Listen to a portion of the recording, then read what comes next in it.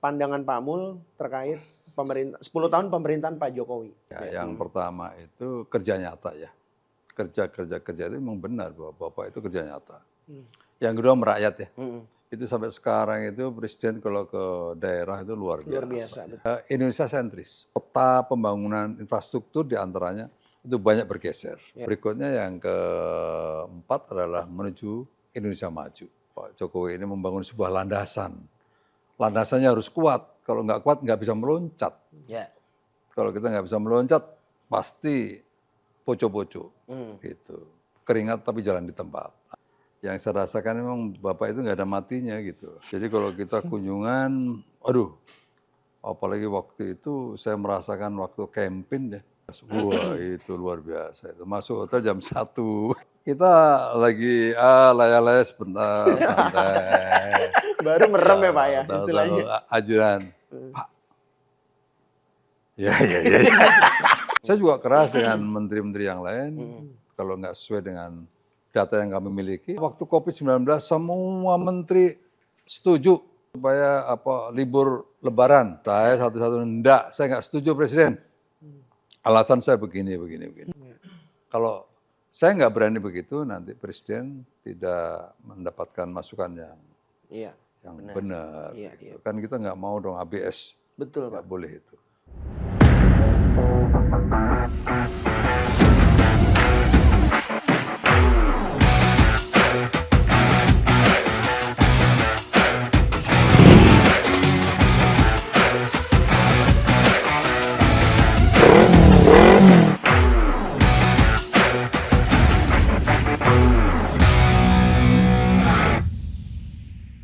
Sahabat Kompas.com, bertemu lagi bersama saya Tatang Guritno. Dan tetap host magang Fabian. Di acara kelas Wahid Kompas.com, Gaspol, ngobrol gas pasti. Nampol. Nah, hari Kita ini lagi di mana nih Tang? laga tandang gitu. Laga tandang lagi. Yes, laga tandang. Ini ketemu sama siapa ini? Orang Fabian. lama ini Mas Tatang. Oh ya, orang lama ya. Wong lawas ya, kalau kata bahasa Jawa gitu ya. Siapa ini? Perkenalkan deh Mas Tatang. Nah, ini kita sudah berada siang hari ini bersama Kepala Staf Kantor Presidenan Pak Muldoko. Jenderal Purnawirawan Muldoko. Jenderal Purnawirawan Muldoko. Selamat siang Pak Mul. Gak ada yang tepuk tangan ini Iya. Yang nonton ini anak buahnya nih. Ini ketemu orang lu lagi. Biasanya kalau udah air-air emang gitu Tang. Iya ya. Tapi ntar ditanya ya. Bentar ditanya. Termasuk rencana Pak Muldoko nih setelah kelar tugas nanti ini pensiun ini mau ngapain? Apakah mau pulang kampung ke Kediri? Nah itu. Nah tapi nunggu dulu sebelum itu Pak, kita pengen ngobrol-ngobrol flashback lah cerita-cerita. Pak Muldoko ini kan dulu sebenarnya zaman jadi Panglima TNI itu di era Pak SBY. Terus kemudian akhirnya ditunjuk menjadi KSP itu kan dari tahun 2018 ya. Januari 17 Januari 2018. 2018. Itu kok bisa tuh Pak? Dari katakanlah dalam tanda kutip nih orangnya Pak SBY, terus kemudian Pak Jokowi juga kesemsem, terus Pak Muldoko diajak jadi KSP, itu gimana ceritanya Pak? Ya mbah Yurardo. Pertanyaannya gini Pak, apakah Pak Mul itu masuk KSP itu merit system atau tambahin apa? Tambahin atau orang dekat lah gitu. Lingkar gitu Pak. Ya, sejujurnya saya juga nggak ngerti ya latar belakangnya. Tapi setidaknya saya pernah dengan Pak Jokowi kira-kira hampir setahun ya. Waktu beliau jadi gubernur DKI kan. Nah, waktu itu saya Panglima. Betul. Beliau waktu itu saya undang ke kantor di Mabes Cilangkap kan. Nah, pada saat beliau datang pertama kali yang saya tanya, Pak Jokowi, tadi Bapak melihat nggak ada sebuah perbedaan yang nyolok di luar Mabes TNI dengan yang di kampung itu kan? Oh iya Pak, apa Pak? Satu, nggak tertib gitu kan, jalannya sempit, berikutnya macet lah dan seterusnya, nggak bersih lah. Nah itu kenapa saya undang Pak Gubernur ke sini untuk mari kita samakan yang di luar asrama dan yang di luar asrama. Gimana Pak? Apa yang diperlukan? Yang pertama jalannya Pak, tolong kita perbesar. Sehingga nanti tertib, jalannya bisa diatur dengan baik. Yang kedua, supaya lingkungannya juga kita tata. Iya. Sehingga kalau ada tamu dari luar, nggak terlalu nyolok begitu. Nah, Nggak malu-maluin nah, gitu nggak Pak. malu-maluin. Cuman mau ngomong gitu nggak enak. Enggak, biar kita aja ntar yang itu. Iya, kan gitu. Nah, akhirnya oke kita jalan. Nah, berjalanlah itu mulai ada pembebasan lahan untuk iya. pelibaran. Gitu. Tapi buru-buru keduanya pindah gitu. Saya pindah selesai Panglima, beliau juga ke RI1. Satu. Gitu. Jadi memang 2 kali lah beliau ke Cilangkap ya. Artinya tuh berarti setelah itu kan Pak Muldoko baru jadi KSP itu 2018 toh Pak? Ya, 2,5 tahun lah saya pensiun ya. 2,5 tahun itu memang habis itu lost kontak gitu terus tiba-tiba di Iya. kontak untuk ngobrol atau gimana itu Pak? Ya, yang bikin kaget saya lagi waktu diundang dulu itu untuk menjadi apa? Iya. Mewakili keluarga, memberikan speech itu ya. Itu juga apa hubungannya ya? Gitu, aku juga sempat kaget gitu. Gitu. Terus akhirnya jadi spekulasi kan. Spekulasi lah ini nanti gini dan seterusnya. Aku sih nggak mikir lah itu kan. Itu hanya apa persoalan human aja ya. Tapi kalau nggak salah ingat Pak, saya soalnya pernah ketemu Pak Mul ketika Mas Gibran menikah, Mas Gibran ini yang pertama kali berarti. Itu Pak Mul ke Solo memenuhi undangan juga kalau nggak salah. Dan itu setelah Bapak pensiun dari Panglima kayaknya. Ya. Iya, artinya setelah itu komunikasi tetap terjalin ya pada Iya. waktu itu ya. Chemistry-nya cocok. Chemistry-nya cocok. Makanya Tapi waktu Pak Jokowi nawari Pak Muldoko jadi KSP itu nembungnya piye itu Pak? Ngomongnya gimana itu?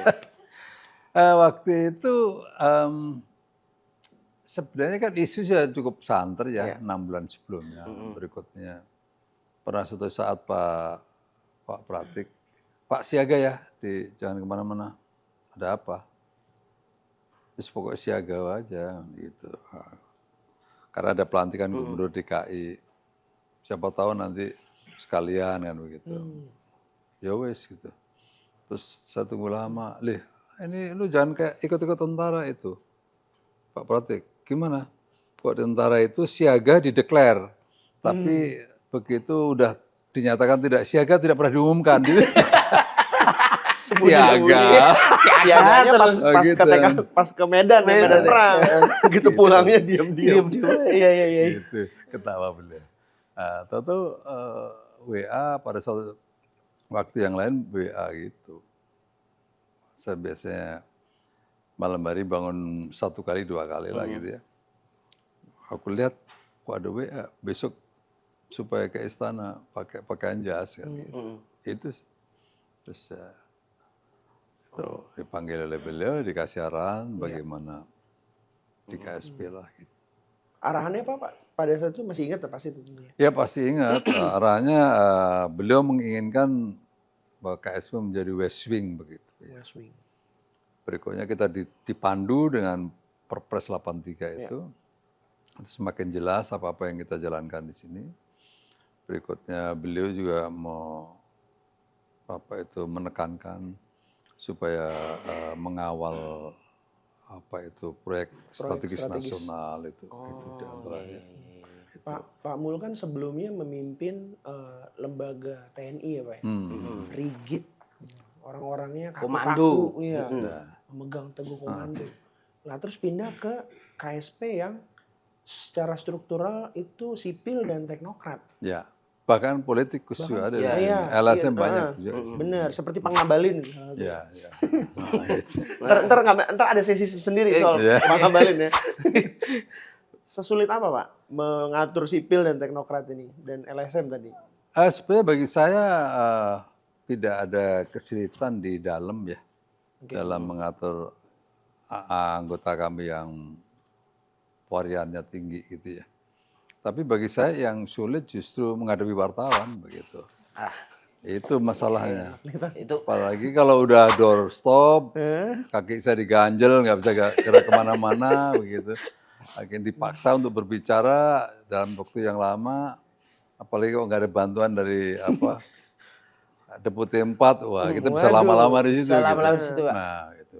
Akhirnya nggak fokus, terus dipleset-plesetin sama media, jadi makin ribet lagi. makin ribet lagi. Aduh, parah itu. Itu yang paling sulit bagi saya. Jadi seolah-olah waktu awal-awal saya datang itu, saya memahami masalah. Padahal saya jujur waktu itu, dalam 3 bulan pertama saya belajar ya. Karena begitu luasnya persoalan-persoalan yang dihadapin dan ditanya. Berikutnya yang muncul tiba-tiba dan selesai itu, ya, mengharuskan saya belajar keras ya. Ya, puji Tuhan ya alhamdulillah dalam 3 bulan itu saya bisa kendalikan lah gitu ya. Nah, itu. Nah, terhadap situasi di dalam ya karena saya awal-awalnya cerita lucunya begini. Karena saya biasa jam 7 sudah di kantor kan begitu. Mungkin ini apa-apaan nih kepala staf jam 7 dari kantor, ngomel kan yang di bawah. Terus ada yang berani ngadep saya, Pak Kepala Staf, nggak bisa jam 7. Emang kenapa? Bapak tinggalnya di Menteng, kami yang tinggalnya di Tangerang gimana? Oh ya benar juga. Akhirnya komandan menyesuaikan bawahan. Saya kira jauh dimajuin sejam 6 Bisa kira-kira. Itu. Tapi Karena bagian ini ya Pak, artinya dari yang dulu Pak Muldoko itu Panglima, komando, artinya setelah jadi KSP itu ada proses-proses di mana harus ikut fleksibel cair gitu oh ya ya, Pak? iya. Jadi kan saya belajar tentang leadership ya. Jadi kalau gaya kepemimpinan ada 4 ya. Ada gaya otoriter, berikutnya gaya kepemimpinan yang birokratis ya. Sebenarnya 11-12 lah itu ya. Karena pakai struktur. Berikutnya gaya kepemimpinan yang demokratis ya. Terus bebas yang keempat. Tapi ternyata nggak ada satupun yang efektif dari 4-4-nya itu. Nah, pertanyaannya adalah yang efektif seperti apa? Yaitu gaya kepemimpinan yang disesuaikan dengan kebutuhan lingkungan. Dan kebutuhan bawahan secara relatif. Tapi ada kata-katanya secara relatif di situ. Kita juga nggak boleh ngikutin bawahan terus, repot urusannya nanti kan gitu. Tapi ada fleksibilitas di situ.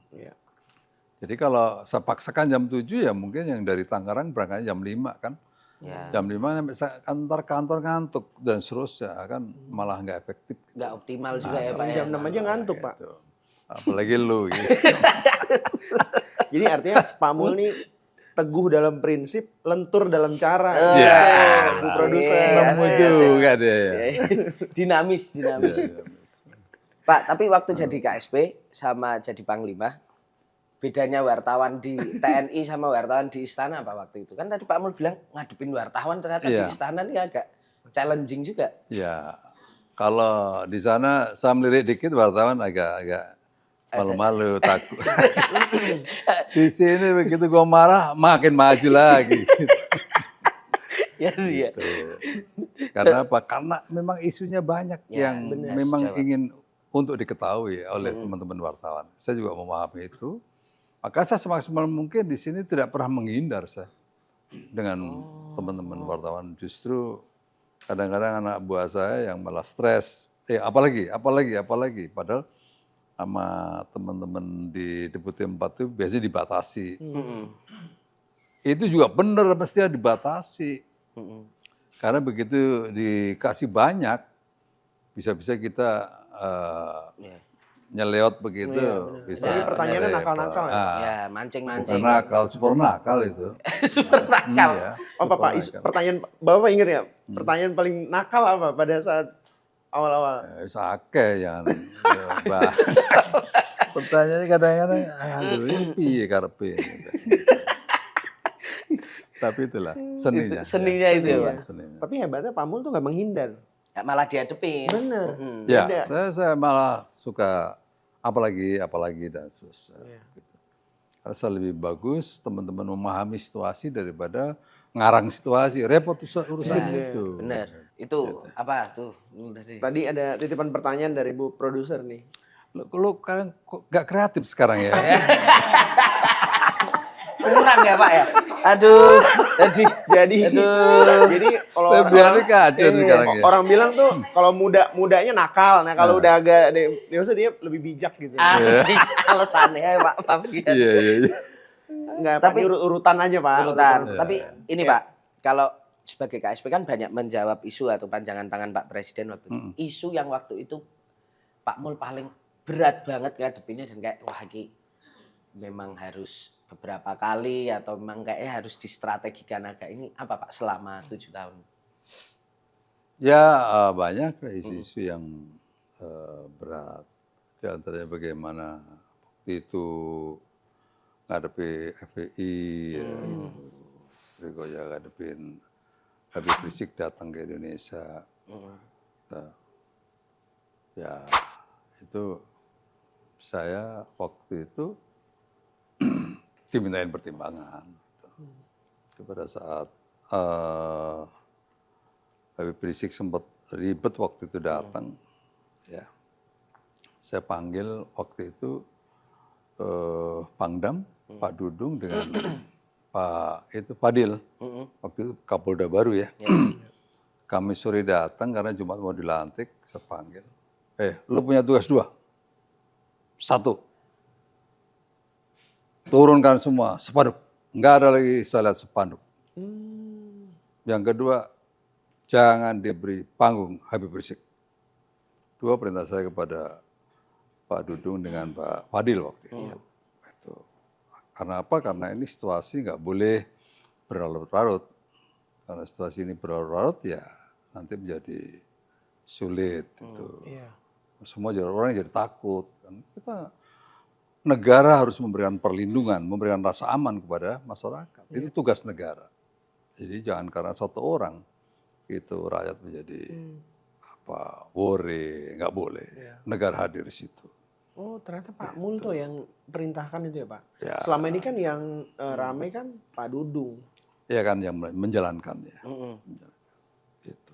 Ya. Pantes Pak Dudung waktu itu ya gaspol banget ya. Gaspol banget, orang ada backingan. Iya, backingannya udah ini mantau dari jauh ya. Backingnya Panglima. Gitu. Pak, nih lanjut nih Pak. Di KSP kan tugasnya salah satunya membuka sumbatan-sumbatan proyek strategis nasional yang dianggap nggak berjalan dengan bagus lah gitu. Apa ada cerita nggak Pak soal itu?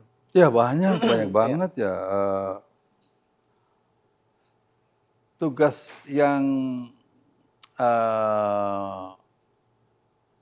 berkaitan dengan PSN ya, sangat banyak ya.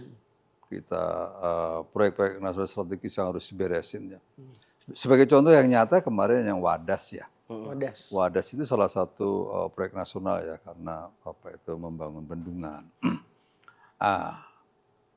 Justru rame sebelum dimulai proyek itu kan. Akhirnya semua jadi kelabakan begitu. Ya kalau boleh jujur ya KSP yang beresin itu. Tuh. Cara saya gimana beresinnya? Saya kirim tim komunikasi. Kami punya tim komunikasi itu terdiri dari para perwira intelligence, ya, perwira tinggi ya, yang memang punya pengalaman intelijen. Berikutnya kita kirim ke lokasi untuk memahami apa sih yang diinginkan oleh rakyat. Tuh. Kenapa bisa begini dan seterusnya. Setelah informasi itu diberikan kepada saya, ini A1 ini. A1. Nah, baru saya proses teknokratisnya saya jalankan. Nah, saya panggil lah itu semua yang berkaitan dengan urusan Wadas itu. Ada Elman itu yang berkaitan dengan bendahara negara untuk membayar dan seterusnya. Berikutnya Menteri PUPR, Menteri yang lain dudukin di sini. Ini maunya lapangan seperti ini. Ini maunya rakyat seperti ini. Gitu. Ya, berikutnya sampai rakyat menginginkan ada pembayaran sebelum hari raya, itu saya paksa bayar sebelum hari raya. Akhirnya kepentingan masyarakat yang di sana terpenuhi, ya situasi menjadi landai, beres, selesai.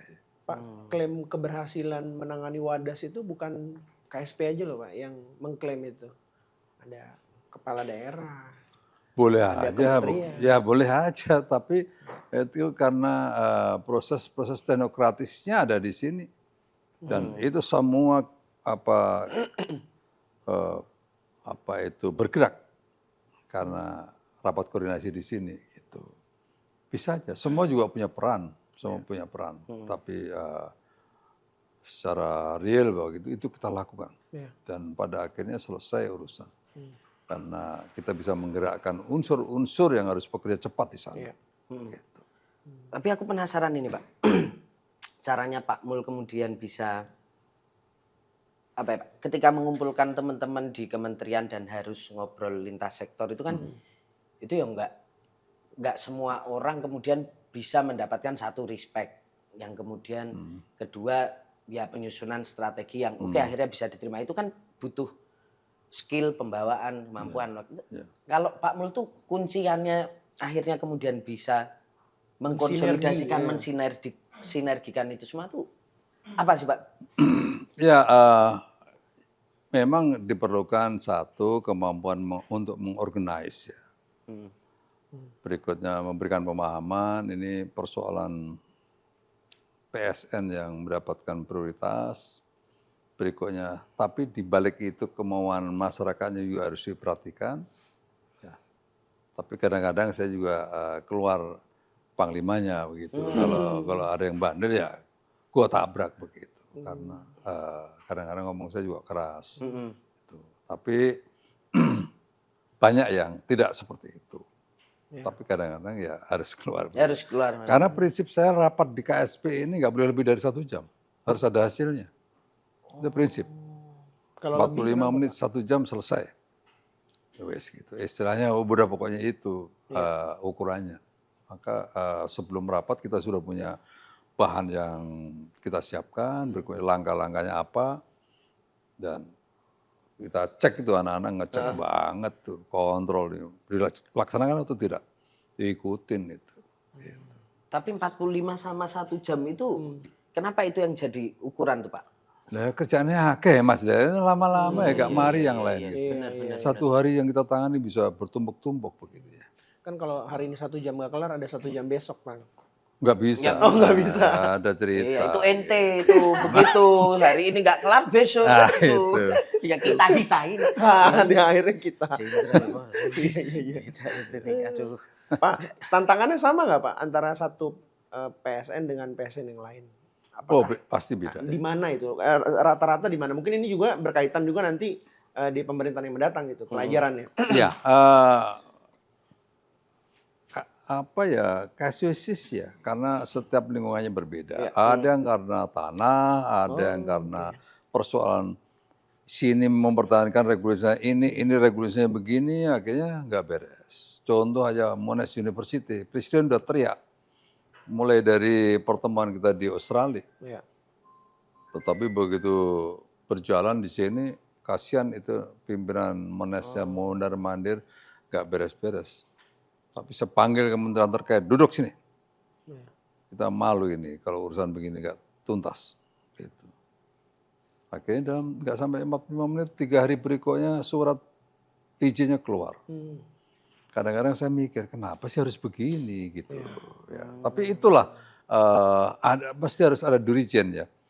Ini, menurut kementerian kami ini aturannya. Menurut menteri ini aturannya. Gimana? Anda ditunjuk menjadi pemimpin untuk berpikir lebih jauh bagaimana mencari solusi, bukan mempertahankan egonya, enggak. Nah, tugas kami di sini mensinkronkan itu. Contoh lagi ini yang unik, nyata ya.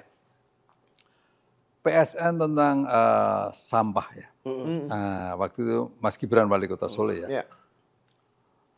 Wah itu sudah semuanya udah ready, investasi segitu besar, tapi nggak terbit-terbit itu izinnya. Gitu. Nah, saya datang ke sana, ada apa persoalannya? Dari sisi urusannya KLHK, kami menurut aturan yang ada, ini sampah yang dibakar, dari sampah yang dibakar mengeluarkan asap, cek asapnya itu kayak apa, ada aturannya. Kandungannya. Itu. Nah, kebetulan yang di Solo itu di pressure bukan dibakar, di pressure pakai chemical, keluar gas digunakan untuk diesel untuk ya pembangkit listrik. Sama-sama ini ITF ini sama-sama mengeluarkan ujungnya adalah mengeluarkan listrik gitu, hasilnya. Gara-gara instrumennya ini menggunakan, kami ngetesnya melalui asap sampah. Cuma gara-gara redaksi. Gara-gara berhenti nggak bisa. Cuma gara-gara redaksionalnya itu duduk di sini selesai. Gitu. Anda sebagai pejabat diberi ruang untuk diskresi. Apalagi ini relatif tidak jauh menyimpang, hanya persoalannya beda antara asap sama gas. Nah, itu akhirnya gimana caranya harus bisa. Akhirnya bisa. Itu hal-hal kadang-kadang kan sepele ya, menurut ukuran apa sih angelnya gitu. Tapi ternyata begitu ini masing-masing memegang regulasi, nggak semudah yang kita bayangkan. Nah, itu. Maka perlu ada leadership di situ untuk meyakinkan, terus mengharmonisasi. Itu. Mungkin mereka juga yang di bawah takut salah bertindak, Pak. Misalnya ada kemungkinan potensi pidana kah, misalnya gitu. Ya. Sering kita juga mengundang dari Jamtun ya. Sering kita undang. Jamdatun. Sering kita undang ke sini untuk memberikan opsi, memberikan opini, ya. Itu sering kita juga undang, gitu. Sehingga itu kita beberapa kali kita undang. Iya, artinya sumbatan-sumbatan itu sebenarnya bisa diatasi ya, Pak? Bisa diatasi. Dan ini memang perlu ada figur yang bisa mengharmonisasi. Seperti Pak Muldoko. Asik. Wah, enggak juga. Siapapun bisa. Iya, kalau Bapak nggak bilang, kita yang bilang. Iya. Gitu. Lu juga bisa. Enggak lah, Pak. Kita nanya-nanya aja. Katanya siapapun bisa katanya. Rendah banget. Tahu siapapun bisa. Pak, apalagi ya? Enggak, ini sekarang kan tadi ngomongin soal, jadi kita udah ngomongin soal gimana leadership di bawahan, terus kemudian bagaimana mengatasi sumbatan-sumbatan di kementerian. Nah, yang aku juga penasaran, sebagai seorang KSP yang katakanlah tangan kanannya Pak Presiden, itu jadi PR juga nggak itu Pak? Untuk memahami satu nafas, satu pikiran dengan seorang Presiden Jokowi yang katanya Fabian wartawan istana sama wartawan istana yang lain ini orang yang sulit dimengerti loh. Iya, kalau itu nggak apa-apa. Sebatas itu nggak apa-apa. Nggak, untung ya nggak salah ngomong. Ya misalnya gitu Pak. Terus pertanyaanmu lah ya itu Pak, sulit apa enggak itu Pak? Mengharmonisasikan satu pikiran, satu nafas Pak Muldoko dengan Pak Jokowi gitu loh. Oh iya, saya dulu pernah menjadi seprinya Pangdam, Pangdam Pak Hendro. Ya. Dari situ saya belajar ya bahasa tubuh ya. Oke. Ini Pak Panglima ini iyanya iya beneran, iyanya iya ragu-ragu atau iya tidak. Nah, saya sudah baca sampai ke sana gitu. Jadi kadang-kadang kita harus memahami bahasa-bahasa body language, tekanan-tekanan bahasanya Pak Jokowi di mana. Kita ikutin jadi kita sehingga bisa dengan cepat apa sih maunya. Gitu. Oke. Ya antaranya itulah cara-cara kita. Kalau tadi soal isu Pak Muldoko belajarnya 3 bulan, soal memahami Pak Jokowi berapa lama itu Pak belajarnya? Ya karena sering ketemu itu cepat ya kita. Tapi kadang-kadang beliau juga menyampaikan begini, gimana ya Pak Muldoko, kita ini udah kerja setengah mati ini, tapi masyarakat masih banyak yang protes. Ini persoalan komunikasi yang perlu dibenahin. Siapa? Kita benahin Pak. Nah gitu. Ini bahasa-bahasa yang muncul dari Pak Presiden seperti itu di antaranya. cepat kita respon, evaluasi lagi ada apa, dan seterusnya. Oke. Makanya diangkatlah Pak Ngabalin jadi salah satu KSP tenaga ahli ya Pak? Tenaga ahli utama Untuk ya. komunikasi ya. Iya, salah satunya. Oke. Ente arahnya ke Ngabalin terus gimana? Sebenarnya mau tanya Penasaran, apa? penasaran. Penasaran ini. Iya. Iya, coba. Nggak ada. Nggak ada ya? Nggak ada. Cuma kok kita tahu ya sebelum 2014 tuh Pak, ini jadi ngomongin Ngabalin, tapi nggak apa-apa. Iya, Pak. Sebelum 2014 tuh dia galak gitu, singa gitu ya. Tapi begitu ke sini kok ngikut-ngikut Pak Jokowi jadinya ininya apa namanya wajahnya. Ini bentukannya Pak Mul juga atau bukan? Didikan lah, didikan. Di mana bumi dipijak, di situ langit dijunjung. Itu kan harus begitu. Maknanya apa? Maknanya kalau saya sebagai staf, saya berposisi sebagai staf, begitu saya jadi panglima, jadi komandan, bagaimana berposisi sebagai panglima, dan seterusnya. Itu memang ya nggak bisa dihindari, karena memang tugasnya seperti itu. Tugas yang datang dari KSP itu terbagi habis. Iya. Saya bagi habis ini ke para deputi. Deputi juga bagi habis kepada para organ di bawahnya. Sehingga kalau ini isunya apa? Oh isunya begini. Siapa yang bisa berbicara tentang ini? Oh ini. Ini isu apa? Siapa? Ini. Ya, gitu. Jadi pas begitu isu-isu politik yang keras ya, di antaranya Pak Ngabalin yang kita sodorkan, gitu. Sehingga memang dalam percakapan itu ya kelihatan keras, memang sudah kita siapkan orang keras.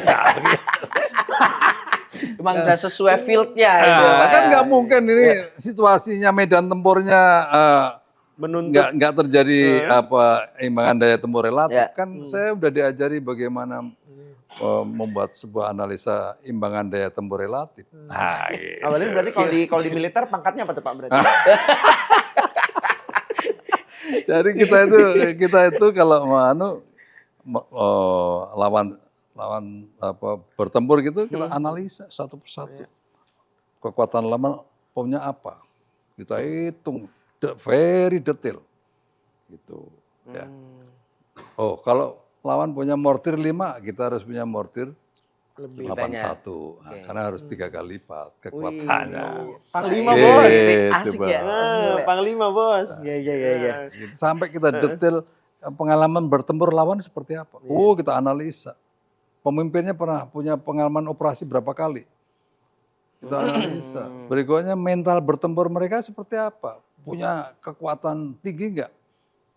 Jangan didorong dikit. Ciut begini. Ini udah kita hitung semua, bos. Jadi kita punya modal. Mendadak jadi ngeri ya wawancara. Enggak, maksudnya seru ini. Seru. Iya. Jadi tahu gitu loh, memang segala sesuatunya itu memang penunjukan siapa yang mewakili, siapa itu memang KSP udah ini ya Pak, detail gitu. Detail. Salah satu wajah keberadaan KSP kan bisa dibilang salah satunya mengubah wajah istana juga ya. Iya. Oke. Salah satunya adalah terkait penanganan massa yang rame-rame di depan. Iya. KSP seringkali didorong, nggak tahu deh, didorong, dijorokin apa memang maju sendiri gitu untuk menghadapi mereka. Itu strateginya apa dalam menghadapi mereka, terutama yang anarkis? Ya, jadi gini Mas ya, saya ingin membangun sebuah jalur ya, mendekatkan antara istana dengan masyarakat. Ya, dengan berbagai lembaga, asosiasi, LSM, NGO dan seterusnya. Kan saya tidak ingin istana menjadi menara gading. Maka saya bangunlah jembatan. Jembatan itu apa namanya? KSP mendengar. Nah, dalam KSP mendengar itu kita menampung semua masyarakat yang datang ke sini, apakah itu asosiasi, yang penting jangan lu punya persoalan pribadi bawa ke sini, nggak boleh itu. Jangan tuh. Itu jangan. Curhat nggak itu? Curhat. Itu. Nah, itu nanti kita dengarkan dengan baik. Kita undang. Ini apa kira-kira topiknya? Nah, kita undang dari deputian. Setelah itu baru kita pulang, kita analisa. Baru memutuskan siapa menteri-menteri yang akan kita undang. Kementerian apa saja, undang ke sini. Ini ada isu tentang ini. Lu begini, kamu begini, kamu begini, kamu begini. Itu. Nah, kalau itu tidak bisa saya pecahkan sendiri, saya segera buru-buru lapor kepada Presiden. Presiden, saya dapat laporan dari masyarakat, keresahannya begini, mohon segera ada langkah-langkah cepat. Oke, Pak Muldoko, panggil kementerian terkait, rapat kita di sini. Tinggal kita buat jadwal. Nah, itu cara-cara kami mengelola bagaimana kerisauan publik atau keresahan-keresahan itu segera ada jalan keluarnya. Gitu. Itu banyak sekali kita lakukan. Berikutnya kalau ada demo buruh lah, demo mahasiswa, demo ojek online dan seterusnya. Ya bagi kami, karena tugas kami adalah melakukan komunikasi politik dan komunikasi publik. Mau nggak mau harus dihadapi. Itu, nah, jadi apalagi kalau saya dulu waktu jabat Komandan Kodim Jakarta Pusat, Mas. Awakmu belum lahir kali ya? Tahun berapa itu, Pak? Tahun 96. Udah. Ya. Cuma emang masih segini. Masih celondo lah. Gitu. Itu kita udah biasa ngadepin masa, ngadepin dan seterusnya. Suatu saat yang menggelikan bagi saya adalah waktu itu Ibu Ratna Sarumpait. Ibu Ratna Sarumpait. Kan dulu dikejar-kejar TNI itu. Nah, suatu saat ada acara beliau membaca puisi di Taman Ismail Marzuki. Iya. Ya tak? Terus saya penasaran itu. Apa sih sebenarnya? Kenapa gini aja kok dilarang gitu? Akhirnya saya datang. Terus, saya aja nggak ngerti kok. Apalagi rakyat biasa, yang ngerti gue. Aku lulusan sesko orang ngerti apa yang dimaksud. Lah gitu aja kok dikejar-kejar. Nah, itulah merubah mindset saya bagaimana menangani persoalan-persoalan sosial. Tidak seharusnya, tidak selamanya dengan pendekatan keamanan. Nah itu dulu kita agak salah di situ. Akhirnya itu menjadi bahan saya untuk berikutnya. Bagaimana pendekatan-pendekatan yang pas. Gitu. Lentur banget ya Pak ya?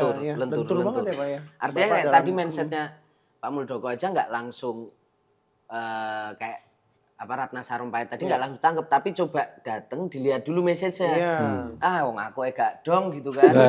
Lagi rakyat terus gak usah ada kayak gitu kan jarang ya yang mikir kayak gitu. Akhirnya Jarno aja lah biar aja.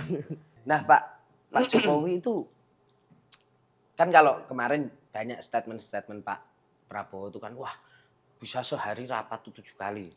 Kalau lagi naik pesawat bareng Pak Jokowi itu pesawat 5 jamnya itu diskusi di atas pesawat. Makanya banyak menteri-menteri kadang melipir duluan gitu Pak. Misalnya naik. Tapi memang segila kerja itu Pak? Iya, memang. Kita lagi laya-laya sebentar, santai. Baru merem ya Pak ya istilahnya. Ajudan, Pak. Ya. Nah, gitu. Ya diskusi gimana dan seterusnya lah kita diskusi. Itu ya memang bagian dari keseharian dan yang saya rasakan memang Bapak itu nggak ada matinya gitu. Jadi kalau kita kunjungan, apalagi waktu itu saya merasakan waktu campaign ya, menjelang campaign itu. 2019 berarti ini ya? Ya 2019. Wah itu luar biasa itu. Masuk hotel jam 1. Jam 1 pagi betul. Jam 1 pagi. Makan Pernah siang merasakan kan? Bapak dulu inget nggak dulu mobilnya diketok-ketok Pak Mul ada makanan nggak Pak buat wartawan? Saking laparnya ya. Iya saking sana kemari ya. Tapi kalau misalnya Pak Jokowi itu sistemnya gimana sih Pak? Misalnya katakanlah Pak Jokowi udah balik ke Bogor. Terus tiba-tiba ada sesuatu yang mendesak yang harus diputuskan atau rapat. Itu tuh akan menunggu paginya atau bahkan malam sampai tengah malam sampai selesai. Ini kita harus ngobrolin ini dulu nih. Iya, kok beliau begitu. Nggak ada yang tertunda. Nggak ada yang tertunda. Iya. Nggak ada yang tertunda. Yang kita rasakan ya kayak tentara aja sudah itu. Iya. Ya, gitu. Mungkin ini juga menjawab kenapa Pak Jokowi banyak menggunakan prajurit-prajurit ya di lingkarnya ya. Iya. Karena dia gas-gasan menyadari. terus, ya kan? Pas dia lihat, kok saya kayak tentara juga nih kayaknya Ya, nih cara bisa kerja. jadi atau maksudnya ya kalau misalnya mungkin asam lambung terlalu cepat naik ya. Jadi kalau awakmu mau diet ya udah deket beliau lah gitu. Oh iya, cepet. Oh iya Pak. Iya. Berarti pernah ya Pak ya? Dulu makan siang jam 3, jam 4 gitu pernah juga kan Pak? Iya, Pasti biasa. merasakan ya Pak ya? Bisa. Tapi kan namanya menteri, setingkat menteri pasti ada makanan di samping Pak Mul. Ya ada lah, pisang kadang-kadang ya. Kan di mobil ada. Pokoknya ada kesempatan embat dulu gitu. Kita nggak ngerti berikutnya kan ada apa. Ada apa gitu. Oke, apa lu? Apalagi tuh pertanyaan nih. Oh, 2 gaya kepemimpinan. Oh, 2 gaya kepemimpinan. Ya. Monggo Tang. Enggak itu sensitif soalnya loh aja. Sensitif. Pak, gini Pak Mul kan, itu yakin loh Pak. Pak Mul itu kan pernah menjabat jadi Panglima di era Pak SBY dan kemudian jadi KSP di era Pak Jokowi. Ada cerita unik gak sih Pak di antara 2 kepemimpinan ini gitu yang dirasakan oleh Pak Mul itu seperti apa? Tanpa bermaksud membanding-bandingkan ya Pak. Enggak, kalau saya sebagai Panglima kan nggak anytime deket ya dengan Pak SBY ya. Iya. Tapi kalau saya dengan Pak Jokowi kan memang deket ya dalam arti lebih lebih cepat memahami situasinya gitu. Jadi memang saya sendiri tidak bisa memotret secara dekat ya. Kalau memotret dekat dengan Pak Jokowi saya bisa. Tapi bagaimana dengan Pak SBY karena waktu itu Panglima ya. Kalau Menteri kan anytime ya bisa gitu. Jadi memang dari sisi itu tidak bisa saya melihat juga nggak bisa melihat. Berikutnya semua juga tergantung situasi. Tadi itu saya sudah sampaikan bahwa kepemimpinan yang efektif adalah kepemimpinan yang menyesuaikan dengan kebutuhan lingkungan. Mungkin lingkungannya yang berbeda, itu juga berpengaruh. Tuh. Jadi nggak bisa lah kita melihat ini gimana seperti ini seperti ini. Mungkin salah kita melihatnya. Gitu. Daripada salah melihatnya, jangan. Menurut saya jangan. Tapi semua dari pemimpin pasti meninggalkan yang positif. Ya. Bagi saya dan saya juga sering pesan kepada bawahan saya ya. Anda harus api idealisme bisa terjaga terus. Bagaimana caranya? Pada saat Anda di bawah jangan hanya bisa pandai melihat komandanmu di atas, penuh dengan kesalahan, negatif yang dilihat. Tapi begitu Anda jadi komandan batalion, Anda ternyata lebih brengsek dari komandan batalion yang kamu rasani dulu. Nah, itu api idealisme kamu itu menjadi lama-lama ibarat itu api. Jadi mendrip bahasa Jawa ya, menjadi semakin redup. Gitu. Tapi begitu waktu jadi komandan batalion apa yang dijalankan oleh Dandan sebelumnya kurang pas umamanya, itu harus semakin diperbaiki. Jangan semakin justru Anda hanya bisa melihat ke atas tapi tidak pandai melihat diri kita sendiri. Nah, itu jagain api idealisme itu gitu ya Pak? Iya, cara saya mengajarkan anak-anak seperti itu. Sehingga kalau nanti makin ke atas api itu semakin besar. Api semakin besar itu kita nggak perlu tapi udah dilihat orang. Api itu akan menerangi diri kita. Nggak perlu show off, tapi orang udah kerasa ya Pak. Iya, itu cara saya membangun motivasi kepada anak-anak. Ya. Pak, satu lagi momen Pak Muldoko masuk ke KSP itu adalah pada saat Pak Jokowi itu meminta Pak Prabowo masuk ke dalam kabinet. Dekat-dekat itulah ya. Ya, dekat-dekat itu kan pas 2019. Pak Muldoko pada saat itu memiliki perspektif apa ketika Pak Jokowi meminta Pak Prabowo yang mungkin Pak Mul kan sama Pak Prabowo sama-sama militer gitu. Ya. Nah, punya perspektif apa terkait strategi itu?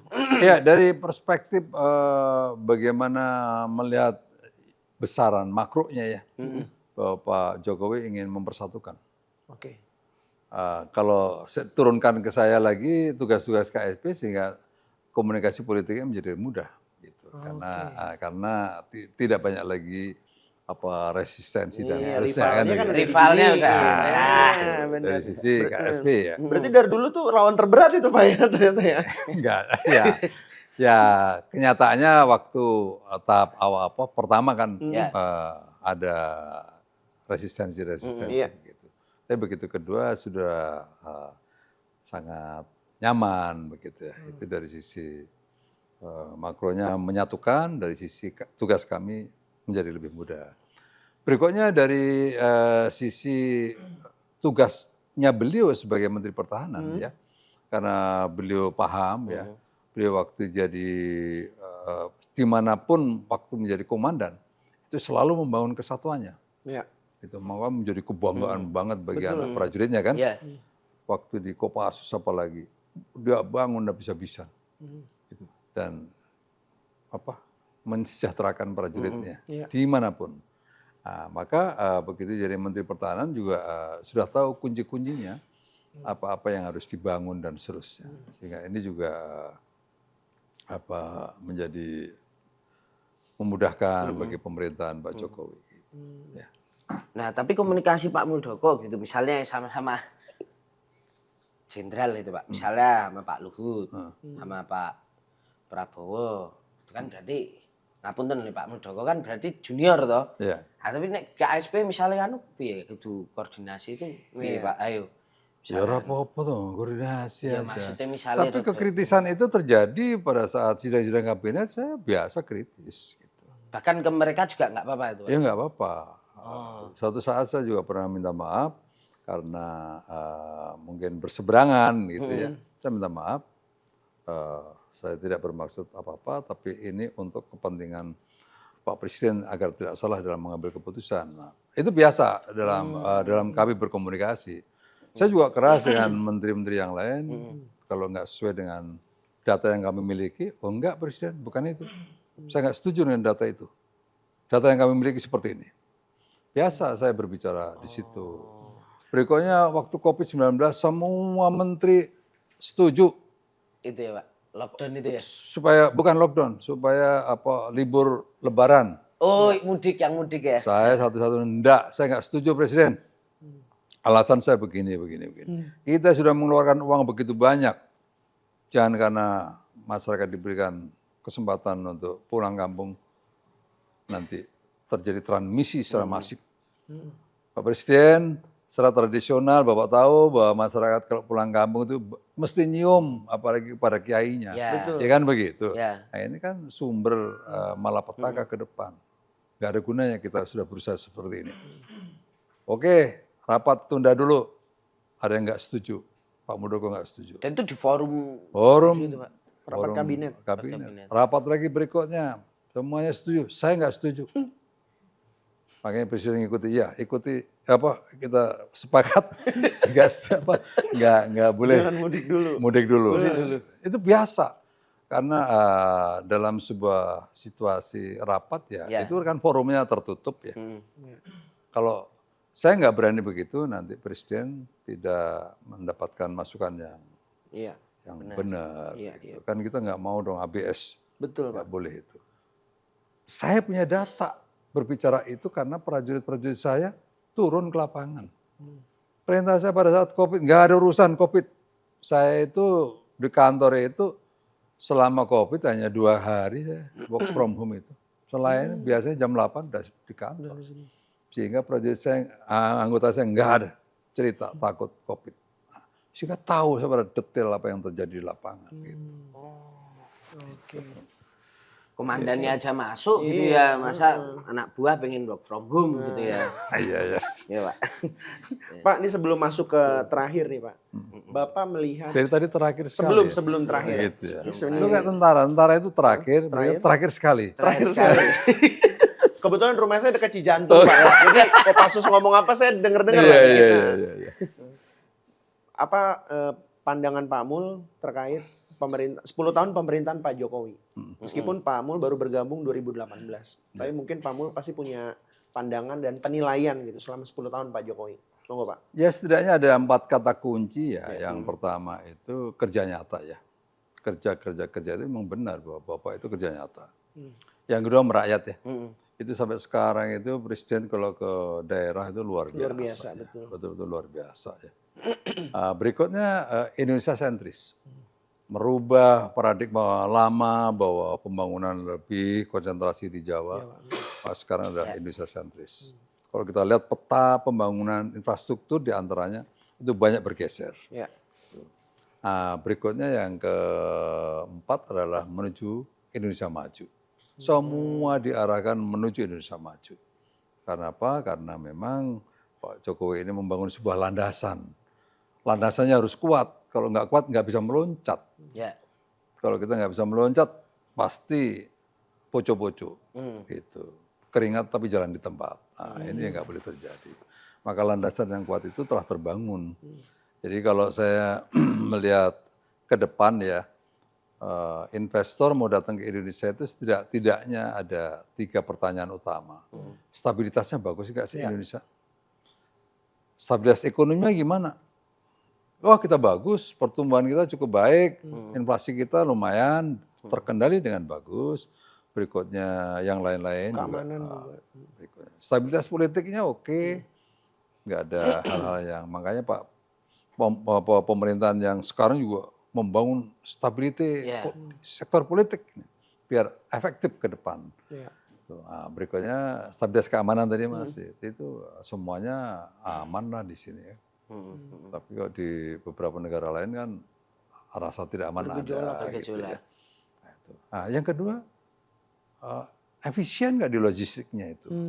Maka dibangunlah itu berbagai infrastruktur ya, pelabuhan-pelabuhan, darat, laut, udara semua dibenahin. Sehingga persepsi tentang Indonesia yang tidak efisien di logistik semakin berkurang. Berikutnya yang ketiga, ada kepastian nggak berusaha itu? Ada kemudahan nggak sih? Maka berbagai peraturan perundangan yang tidak sinkron disinkronkan mulai Omnibus Law. Sehingga lahirlah Undang-Undang Cipta Kerja yang bisa memberikan kepastian dan lebih nyaman investasi di Indonesia. 3 hal itu setidaknya sudah dibangun, ditata oleh Pak Presiden Jokowi sehingga nanti investasi sebagai salah satu instrumen untuk pertumbuhan ya, untuk mengangkat pertumbuhan maka diharapkan bisa berjalan. Itu. Tapi Pak Mul sendiri cukup sibuk nggak sih Pak hari-hari ini gitu menyiapkan transisi dari Pak Jokowi ke Pak Prabowo ini? Enggak, saya bekerja biasa ya, hanya memang juga kemarin yang sempat kita transisi di antaranya persoalan carbon trade ya. Saya dengan Pak Burhanuddin Abdullah ya, sempat beberapa kali kita diskusi ya, karena nanti akan ada sebuah lembaga baru yang mengelola tentang itu, tentang karbon dan juga lingkungan yang bersih. Gitu. Itu diantaranya sudah kita susun ya, dan diharapkan nanti itu menjadi Ya. Oke.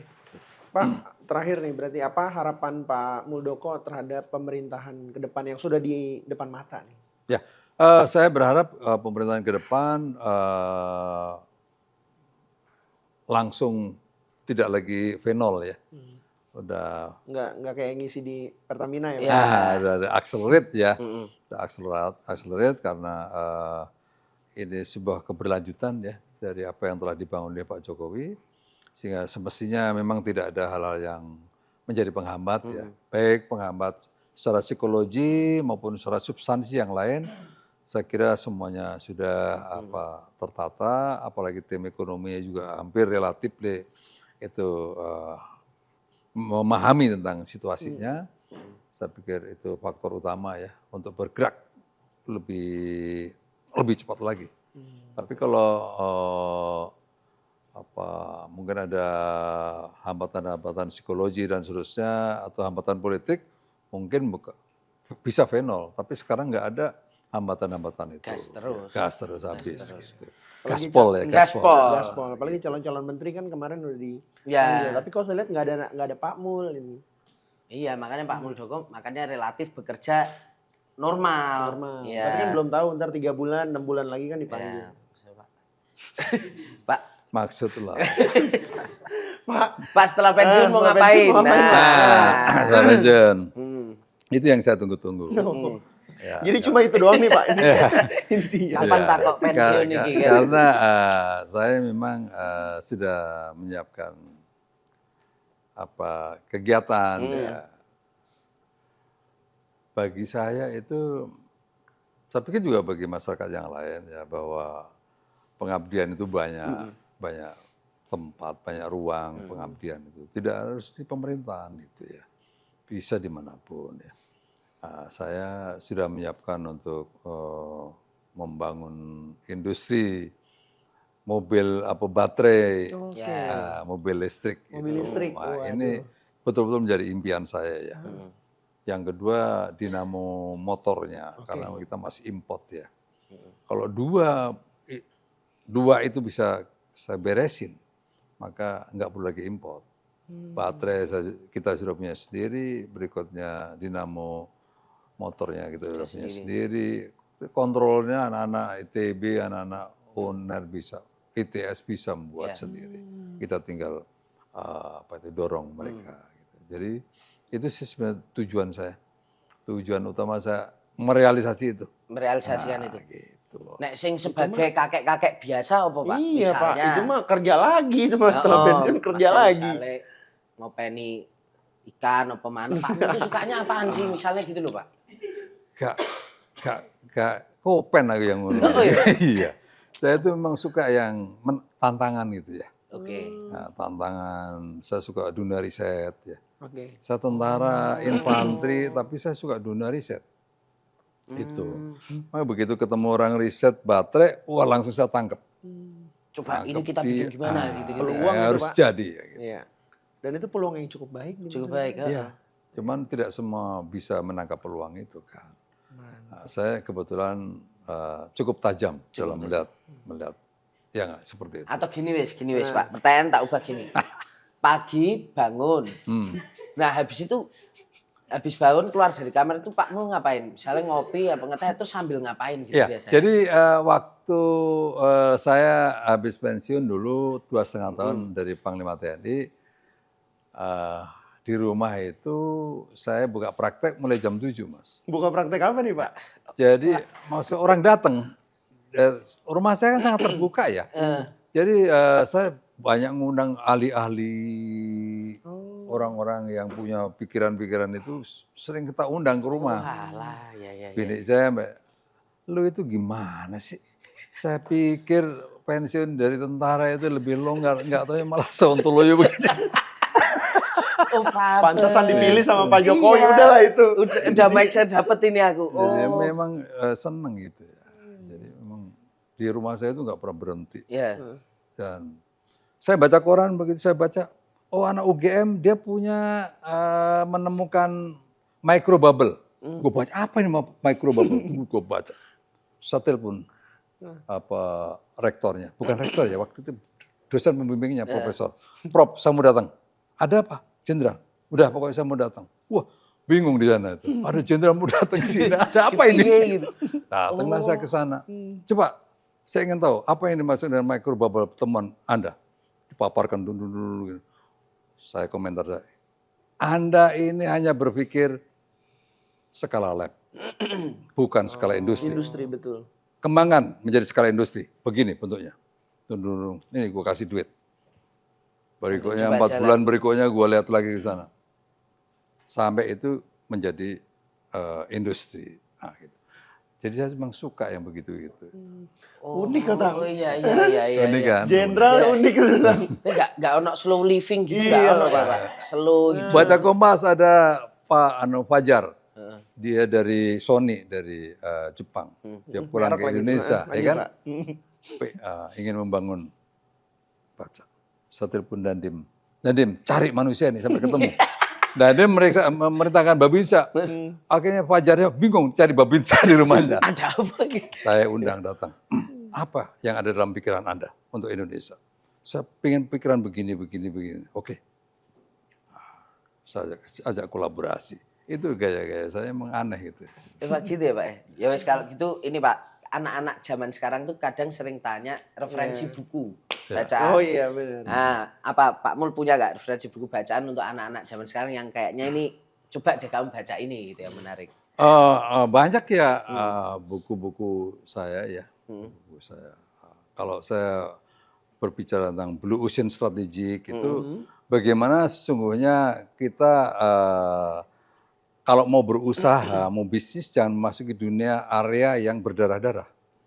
Itu dalam teori safety dulu. Dalam teori Blue Ocean Strategy seperti itu.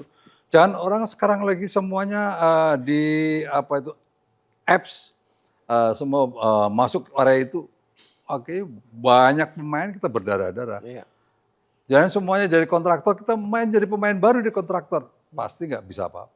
Tapi bagaimana cara mencari sesuatu yang berbeda. Contoh baterai listrik itu belum ada yang bermain di situ, saya main di situ. Itu bagian dari teori Blue Ocean Strategic. Terus para perwira kalau Anda ingin mengelola antara stability dan demokrasi, ada bukunya. Itu J-Curve. Itu. Buku itu bagaimana memahamkan kita agar bisa menyeimbangkan, membuat sesuatu yang dinamis antara stability dan demokrasi. Itu di buku J-Curve. Banyak buku yang lain. Itu paling nggak 2 itulah ya Pak. Ya antaranya masih banyak. Masih banyak. Oke, sahabat kompas.com cari buku. Ada bukunya kah? Oh iya ada bukunya, boleh? Oh, Boleh, Mbak? sini, Mbak. Mbak. Ini. Sekarang Apa sih? Kita dapat buku. dapat buku lumayan. Mas, ini sebuah cerita nyata dari Sayap Timur. Waduh. pergulatan anak-anak selama mengabdi di KSP ya. Saya perintahkan sejak awal-awal supaya cerita-cerita unik-unik itu dikumpulkan, jangan sampai hilang begitu aja. Maka ini dari kita kumpulkan menjadi sebuah buku ini. Ini buku ada teknokratisnya, ada bagaimana sebuah kebijakan itu berjalan, ada teori-teori lucu dan cerita-cerita lucu dan seterusnya. Ini Tapi Pak Muldoko juga ada omongannya di sini. Ini Bapak yang tulis, Ceritanya Pak? di sini. ya. Atau teman-teman? Enggak, ada penulisnya dari KSP juga. Oke. Tapi kita Kumpulan semuanya ya, Pak, ya? ngumpulin. Jadi ini lengkap di sini ada semua. Walaupun juga nggak semuanya bisa terangkum karena pastinya bukunya tebel gitu ya. Untold story nih berarti. Dari sayap timur istana. Sayap Timur Istana. Nanti, ini, wah terima kasih ya Pak. Ini buat saya nih Iya, Pak. iya, Pak. siap, Pak. Makasih banyak ya Pak. Siap. Mantap ini Pak.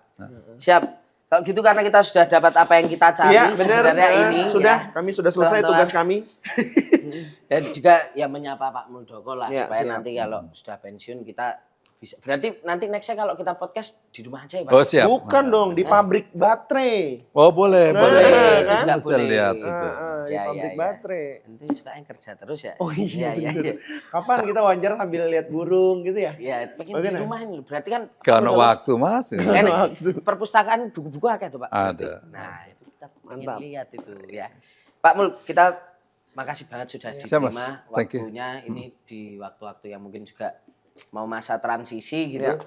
Dan semoga sehat terus ya. Amin, amin. Dan Makasih. tentunya sukses di ladang pengabdian yang baru Pak. Ya, thank you. Siap. Mas. Thank you. Itu sahabat Kompas.com obrolan hangat kita bersama Pak Muldoko, semoga tercerahkan ya Mas Fabian ya. Suwe juga ya, lama Ya, juga. lumayan Lama, Pak. ya. Itu saya Tatang Nggak Gurito. kerasa, Pak. Saya Fabian Janur Squado. Kita mengucapkan terima kasih. Bertemu lagi di Ngegas dan Nampol berikutnya. See ya.